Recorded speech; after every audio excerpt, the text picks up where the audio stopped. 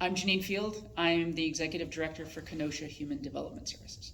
We have spent 50 years trying to figure out how to fill gaps and how to provide the services that the community needs. We started in 1974 as 2 group homes and a shelter for children.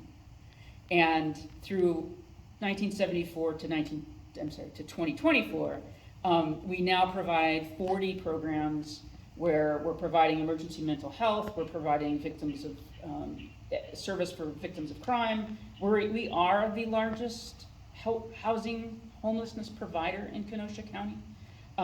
We also do a program for autistic and developmentally delayed children where we're providing services to 500 kids right now. 60% of those kids are under the age of 5 and they can stay with us until they're 21. 2010, Lisa started the community support program here in KHDS. What we knew was folks with severe and persistent mental illness needed good skill development and case management services. And so there was a need. Lisa was finishing graduate school and wrote that up, and we started providing that service. Denise came on in 1983 as a... I was very young then. What did you do for us when you started? I was a teaching parent in one of the group homes that was one of the original programs of Kenosha Human Development Services, and Lisa has done that, Janine as well. A number of us that have been around for a while started out doing that. We lived in 4 days on, 2 days off, with up to 8 young people. It was a great job. It was learning on your feet. It was learning very quickly.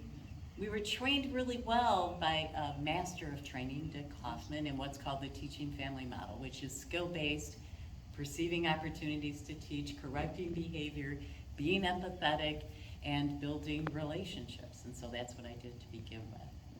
And then a bunch of other things since then.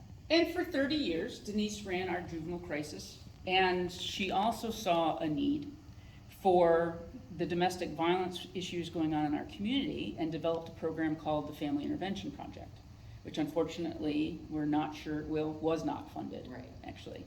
Has ended funding, which is something that we're going to have to figure out how to fix because that is a program that has been well utilized in our community.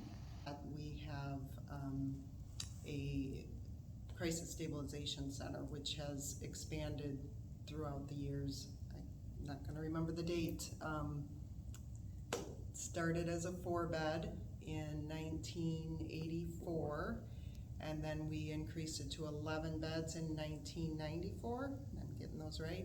And then in 2018, it joined the CPC with crisis and the care center, providing extended stabilization. And we're an agency that is, like I said, open 24/7 in many different areas. Crisis is always available. Juvenile now is always available. We provide a care center 24 hours, Coffin House. We take intakes at 2 in the morning for children who something's going on in their homes. They need to be removed. They may not need to be placed through child abuse and neglect, but they just need a place to stabilize for a little while. Mm-hmm. They'll come to us at 2 in the morning. In all the places, I think we serve about 15,000 individuals a year.